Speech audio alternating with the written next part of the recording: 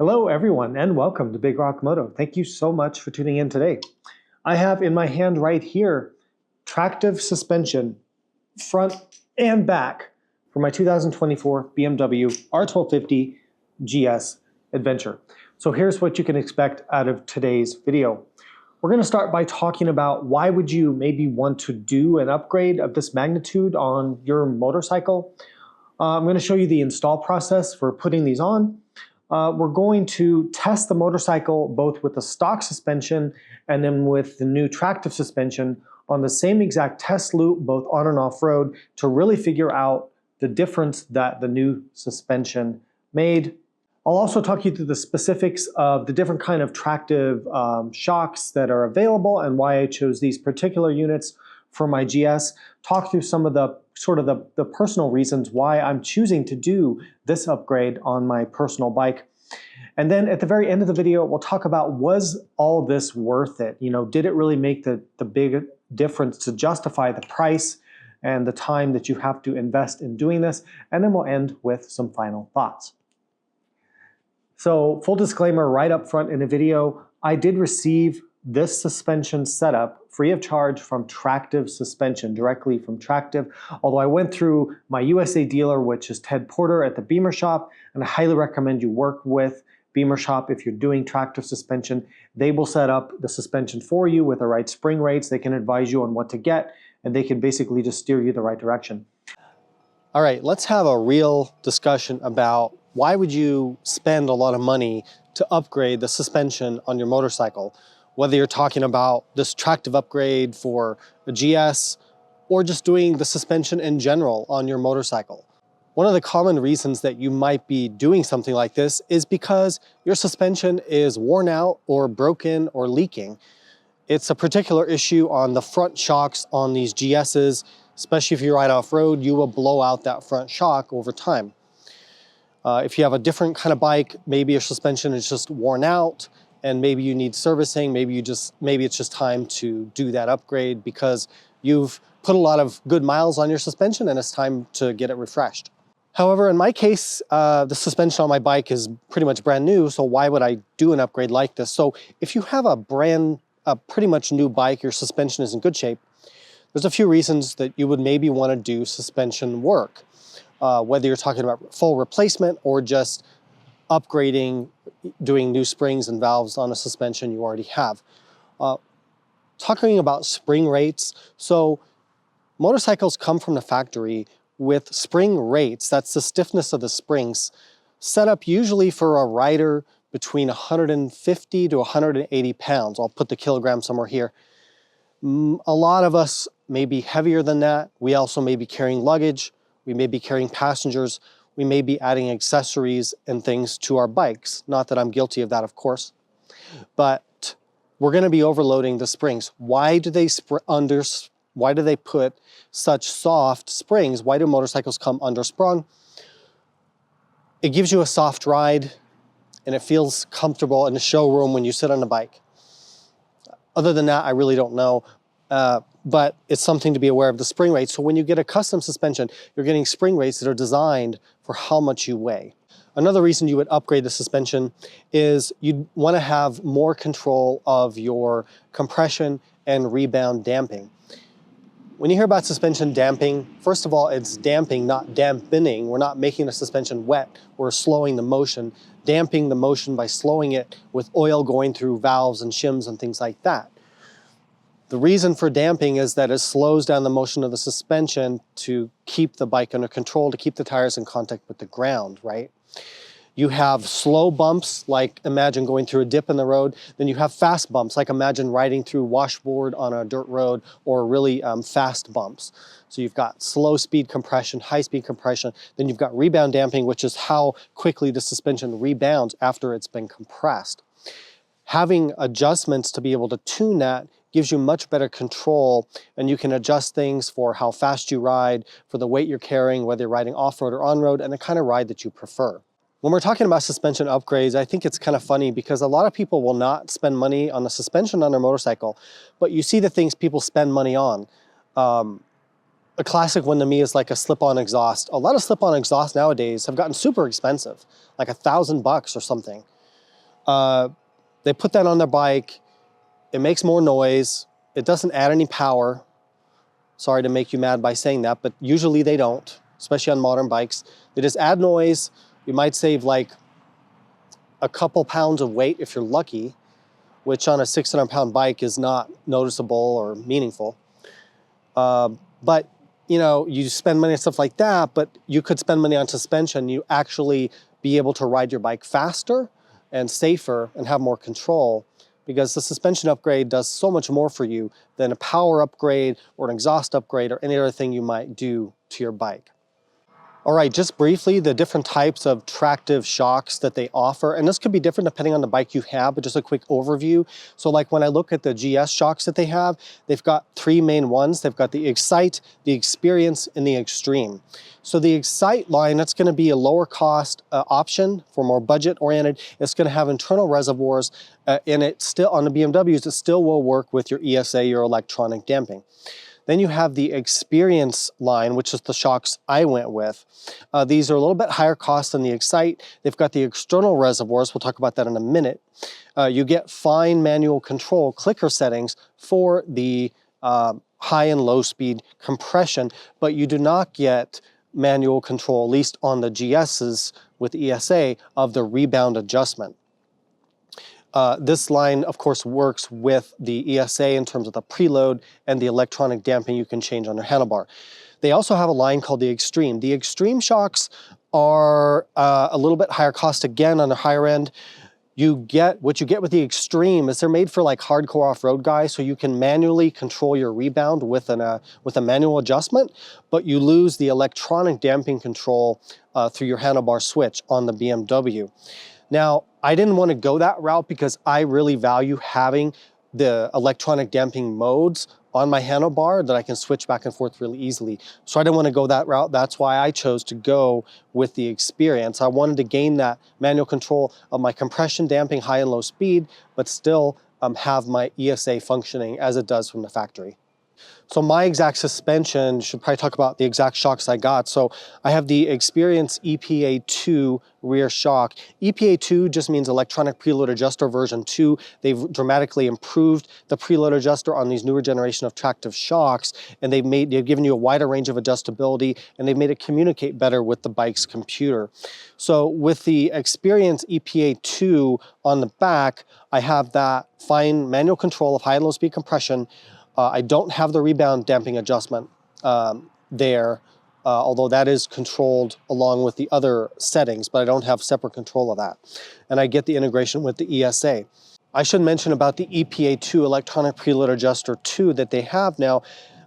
It definitely improves the bike's ability to change the preload versus the factory shock. So the factory shock can only move your preload a little bit. So when you load up a passenger or a bunch of luggage, it can adjust a little bit, but the tractive shock with this new EPA2 can give you much better adjustability in terms of getting that preload, that rear suspension height, back into spec when you put on a large load on the back, and that's a really nice thing. And then for my front shock, I got the Experience front shock. So again, I chose the Experience because I thought it was the best of both worlds. I get a lot of manual control with my clickers, but I retain my electronic suspension damping control through my handlebar switch. Now, I should mention, if you're going to go through a dealer to do this kind of thing, at least I highly recommend you do that, and you're probably going to need to do that. The dealership, and I use Ted Porter BEEMERSHOP here in the United States, which are excellent. They know everything about these shocks in and out, not just for GSs, but for other bikes. The reason the dealer is important is because they will set up the spring rates for your weight, riding style, the luggage and passenger that you do or do not carry. So that's a very important point. They will give you a questionnaire of questions to fill out when you order your shocks. Going over a few technical details, and I don't want to read too much of this because you can read this on the website, but some cool features of the tractive shocks for the GSs. I'm going to read some of the notes here. It uses a shim stack specifically developed for the particular application. The aluminum shock absorber housing creates maximum thermal stability by optimal heat removal. This leads to more stable performance and a longer lifetime of the shock and the oil in the shock. To create the best performance for every model, they use high flow pistons, low friction seals, and dedicated shim stacks. They use heavy-duty componentry like microfinished induction, hardened, quenched, and tempered, piston rods, best quality bearings, and stainless steel bushings. Every shock can be opened and serviced or tuned for the customer's application. That's very important. The shock absorber, there's no need for a cancellation kit or any modification to the motorbike for the GS on its wiring or anything like that. The shock absorber contains the Tractive DDA, Dynamic Damping Adjustment Valve. The motorbike's control unit does not notice electrical differences between the original damping valve and the Tractive DDA damping valve. However, the Tractive DDA valve is more stable, has a larger adjustment range, and adjusts faster than the original valve. So what they're saying is their electronic valving works a lot better than the factory shocks do. The main advantage of a damper with an external reservoir is that the shock absorber contains more oil and shows significantly more cooling surface than a shock absorber without an external reservoir. So if you see like Ford Raptors or fancy off-road vehicles, they always have like the external reservoir bypass shocks. Same thing with a motorcycle. You get that oil in an external reservoir, you have more oil, more cooling capacity, and just more capability there. All right, off-road test for the suspension. We're going to control this test the best we can. We're going to do the same trail that goes up into those mountains to a turnaround point and then come back. There's a lot of good opportunities here, ruts, rocks, really bumpy, rough trail to test out the suspension. It's where I take all my adventure bikes for suspension testing. Obviously, it's the same motorcycle, the same tires, which are Dunlop Trail Max Raid tires, which are a very good tire. We're not going to change any of the bike setup. The tire pressures are set at the factory pressures of 42 in the back and 42 in the back and 36 in the front. So we're going to be in Enduro Pro mode, which on this generation of GS, Enduro Pro mode turns your traction control down to give you quite a bit of rear wheel spin. It turns off your rear ABS, leaves your front ABS on. It softens the throttle response just a little bit versus the road mode, and importantly, it leaves our suspension damping in enduro mode. So the suspension really has the three main damping levels. You have dynamic, road, and then you have enduro. Those are the three kind of main damping settings that the 1200 and 1250GSs have. And then if you use like dynamic pro mode or use rain mode, it adjusts it even a little bit further from that. Power up the Insta360. So I'm going to have this Insta360. I hope it holds in this position with the rough road, but trying to capture the movement of the front wheel and the shock in there, the front shock. So let's see, hopefully that works for us.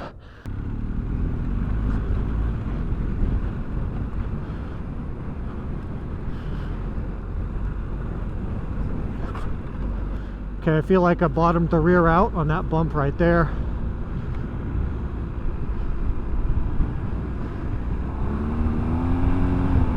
Man, this bike is powerful. It's very quick. So much torque. Okay, we're gonna get into the rough road right up here. Definitely need, whoa. So what I'm feeling is just a kind of a roughness and a harshness as I go over the rocks and through the bumps.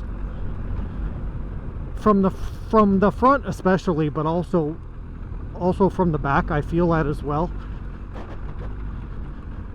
That's one downside of the GS's front suspension setup, the toe lever and the smaller front wheel as well, is that it tends to crash into the bumps a bit, especially the square edge things like sharp ruts or embedded rocks, things like that.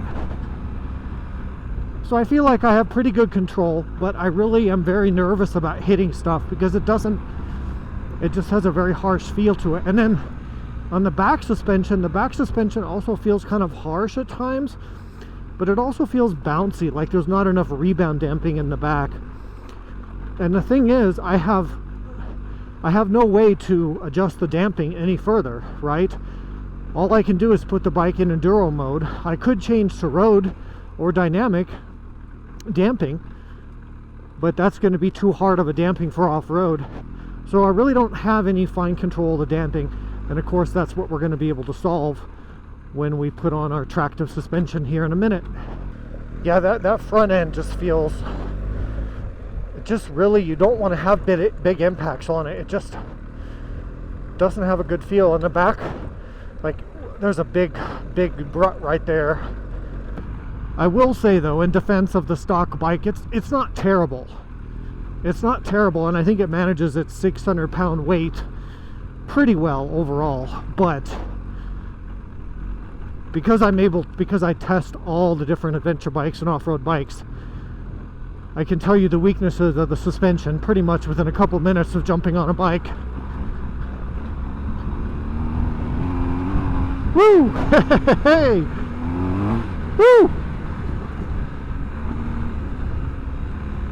On the smoother stuff, it's fine. It's just in the rough stuff where it really feels lacking. Okay, this will be a turnaround point for both tests.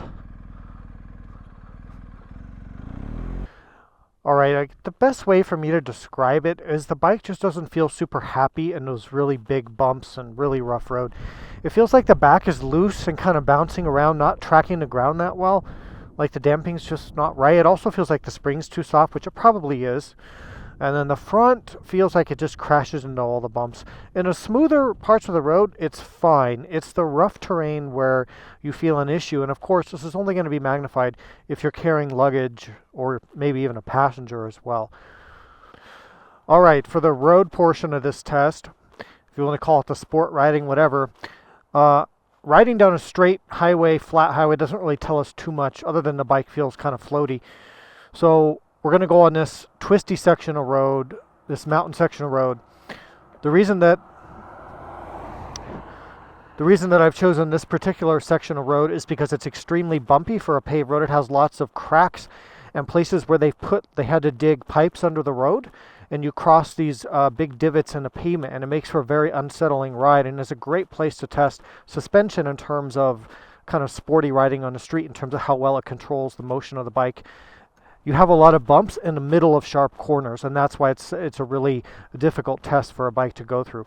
So we're going to stay in the road riding mode, but we're going to change between the road and dynamic suspension settings, which are a dramatic difference in the damping.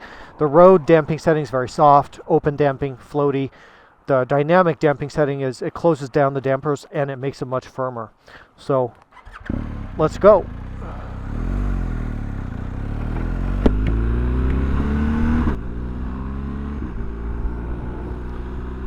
All right, so we're going to start in road damping setting.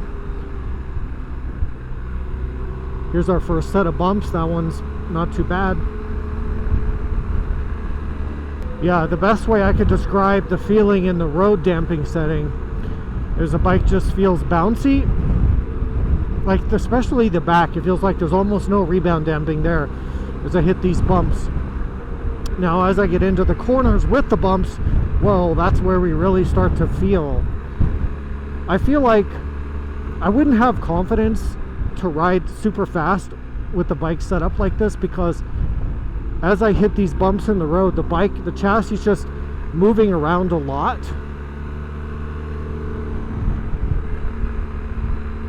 The front doesn't feel too terrible, but the back feels pretty bad. Now I'm going to go into dynamic damping mode. Let's let that switch, and I can feel right away, I start to feel a lot more of the little cracks in the road. The bike feels firmer. Let's see if this is any better.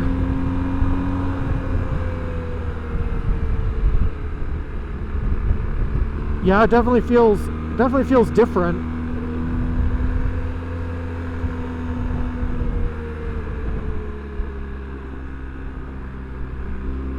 Yep, I get less of that floaty feeling in the dynamic mode.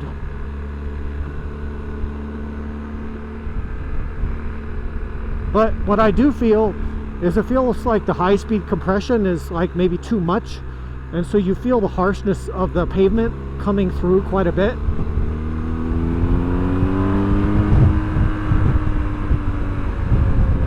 Overall, with the stock suspension, I much prefer, I'm going to go back to road mode just to test it. For the stock suspension, I much prefer the dynamic mode for this kind of riding. But as soon as I get back on the straight highway, I will go back into road mode for the road damping for a softer ride for sure. now that I'm back in the road mode, yeah, the bike just doesn't feel super responsive or super planted. The tires feel like they lose contact a little bit with the asphalt as you start to ride faster. Woo! Hey! All right, installation of the shocks. So after looking at how many things had to come off the motorcycle, how much disassembly was required to get these new shocks in, I elected to go ahead and take the bike to my local BMW dealership, which I have a great relationship with. They ended up charging me, I think, for about 3 hours of labor, and it ended up being around $500 to have this install done. So installing the Tractive shocks on my GS Adventure was a pretty involved process, and I would only recommend doing this at home if you're a pretty experienced and pretty confident home mechanic and have a good selection of tools, a bike lift, different kinds of lifts to lift the wheels and tires, and really are just very good at wrenching on your bike. So doing the front shock requires you to remove the fuel tank and the air box. The reason for that is that the front shock upper mounting bolt is inaccessible unless you remove the fuel tank and the air box. So here you can see my tech removing, the crash bars and the lights and accessories and all the different things in order to get to it.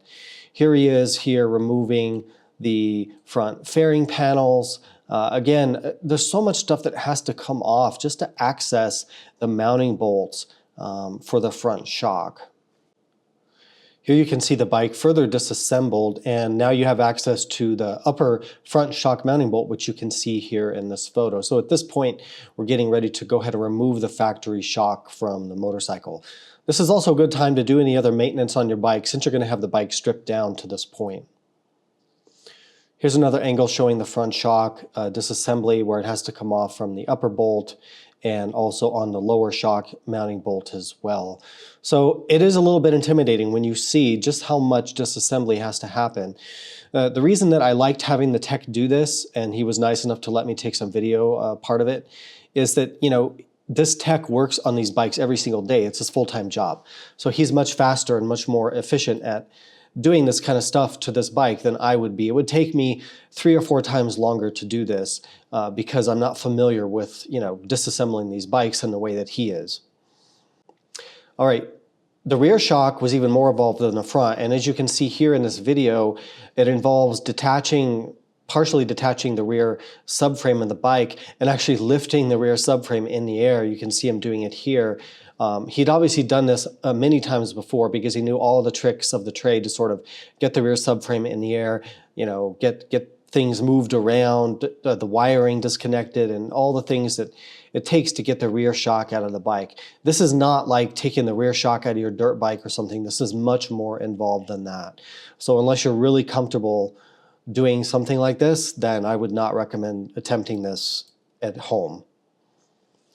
You can see here gaining access to the rear shock, the mounting locations.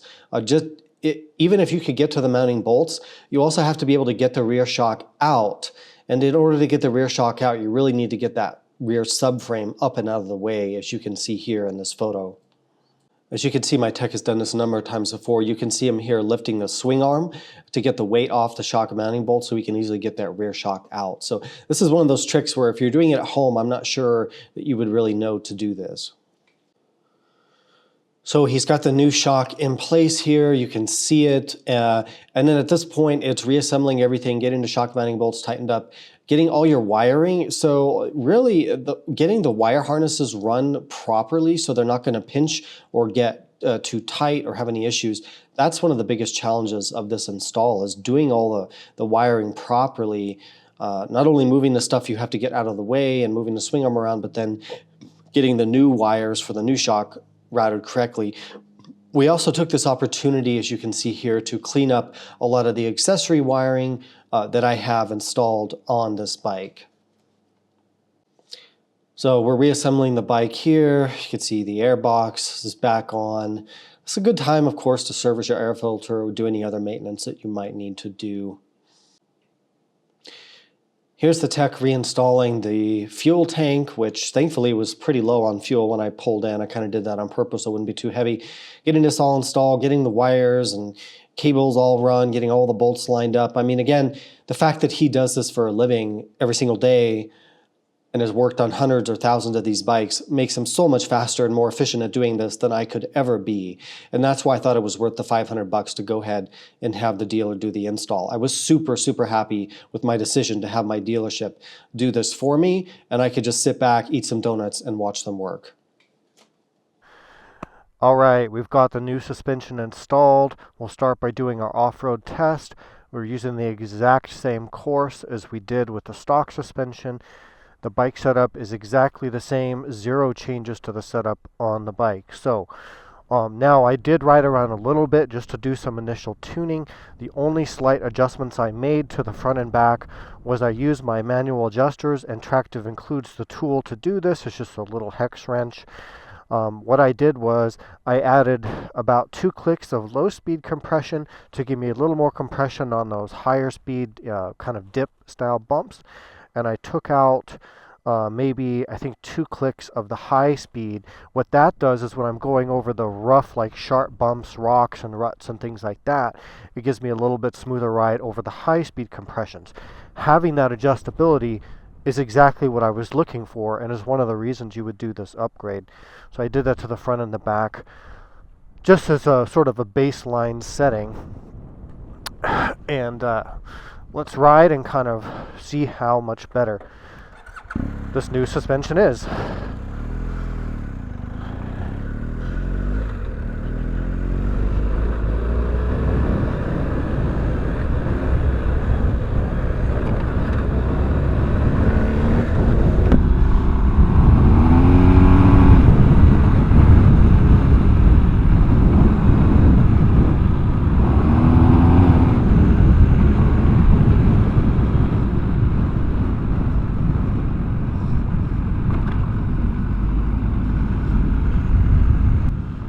So I already feel like I'm pretty much riding a whole gear higher. It's so much, the best way to describe it is it just feels like I have more control. It feels like the tires are staying in contact with the ground. And while it's still a large, heavy motorcycle, there's absolutely no doubt about that, but the feeling of control is so much better. The way that it absorbs the terrain and allows the tires to track the terrain gives me so much more confidence and so much more enjoyment of riding the bike. It really feels like the motion of the suspension is really well under control, where it didn't before. It's such a dramatic improvement, it's really hard to describe.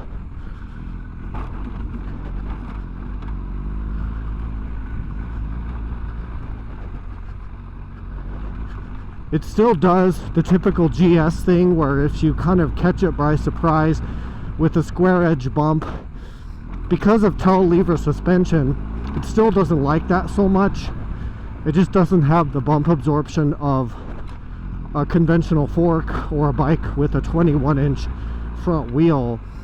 But this is the best I've ever experienced on a GS. This definitely far exceeds the performance of the 1300 GS with its updated suspension. So that's really nice.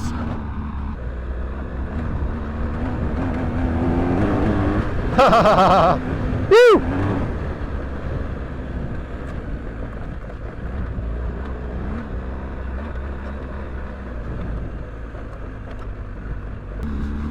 The other thing is, like, it feels a lot firmer. Like it has a better ride, but it's firmer at the same time. So you feel like you're supported.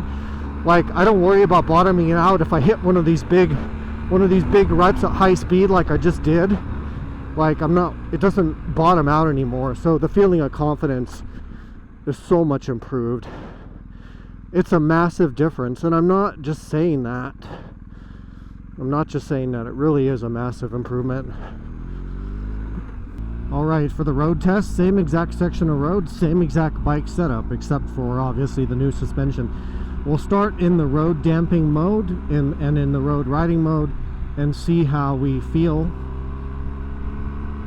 I already feel like I'm riding faster with less effort than I did in the last video with the stock suspension. The bike just feels, the chassis feels settled and it just feels glued to the road.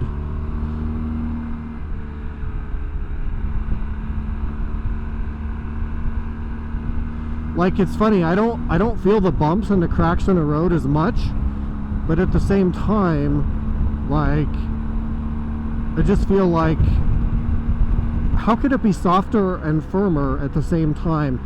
It's kind of crazy, but I think that's what good damping does for you. Here's our first big bump here. So the difference, so what happens with the stock suspension is you feel the rear of the bike go into the bump and then it keeps bouncing. On the rebound, it just keeps going up and down. With the new suspension, what I feel is that I hit a bump and the shock rebounds and settles. It doesn't keep moving around. So it gives me such a better feeling of confidence because it just feels like a proper street bike. That's the best way I can describe it. It feels like an actual street bike, which is saying a lot considering it has 100 millimeters or almost double the travel. You know, a street bike would have 120 millimeter travel. This bike has 220 millimeter. How do you control all that?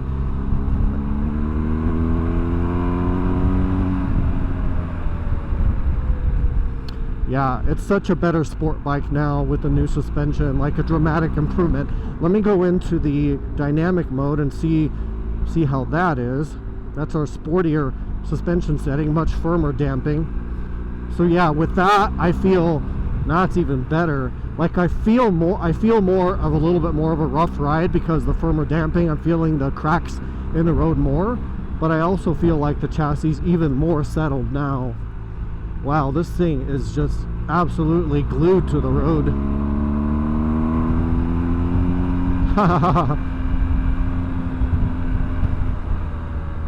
Yeah, really phenomenal now. I would say this is now as good as the 1300 GS was. Maybe better because you have that adjustability.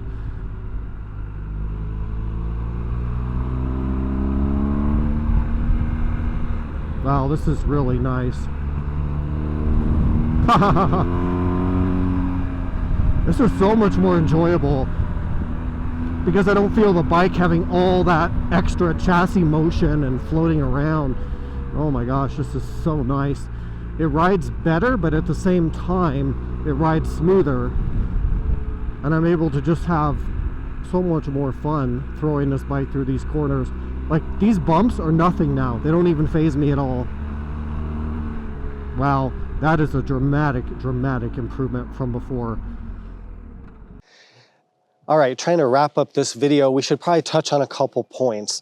I know this is a very, very expensive upgrade, particularly when you're looking at the GS with the ESA and all the things that comes with. At around $4,000 for this whole kit, plus the cost of installation, which I paid about 500 bucks for my dealer to do, that's a major investment. Is it worth the money? I can't answer that for you specifically because here's the thing, like there are those of you out there where $4 grand is not a huge amount of money, but there are those of you that is a huge amount of money. It just depends on where you fall within that spectrum. And I can't answer that for you. Money means different things to different people, and trust me, there's a huge range out there of people's wealth and people's income and all that kind of stuff. That's just honest, right? Totally honest, right? Is it worth the money in general to upgrade your suspension? Yes. Whether it's worth this much on this bike, I think it would depend on, again, what is your budget for your motorcycling hobby? How much do you love your bike? Is the bike something you're going to keep for a long time? If you're going to run your bike, whether it's a GS or whatever, for 5 years, 10 years, and you're going to really use it a lot, and it's one of the primary things you get out of life is your motorcycling hobby, then it probably is worth it, honestly. Would I spend... Now, I didn't have to pay for these, so my review is always going to be a little bit biased and a little bit, you know, not as balanced as somebody else's review who did pay for it, and I totally am honest about that. Would I pay for this upgrade if I had to pay for it? I think, again, if I was going to keep the bike for a long time, if I knew that I'm somebody who keeps a bike 5 or 10 years, I'm going to get my money's worth out of it, I think it is worth it, because the increase of the enjoyment of the riding both on the street and off-road is so significant and so noticeable. And I feel like, look, I already paid 25 grand for the bike, right? So I might as well pay a few grand more and make it the best it can possibly be, so something I can enjoy in the long term. That's as honest as I can be, and I'm just being totally honest about it. I do think it's a great upgrade. Whether it's really going to be something you can afford or whether it's worth the money for you, that ultimately is a personal decision. All right, well, I hope this video has been useful. If you have questions, comments, drop that down below. I want to thank Tractive for sponsoring this for me and getting these amazing shocks on my bike, and working with them has been really, really great. Again, if you're in the United States, I'm not sponsored by Ted Porter BEEMERSHOP. I don't get any, by the way, there's no affiliate links with this. I don't earn money if you buy these shocks or go through any dealers. There's no commission that way, just being honest. But in the US, go through Ted Porter BEEMERSHOP. They're just so good at this. They really know what they're doing. Thank you so much for watching. Ride safe. I'll see you out there.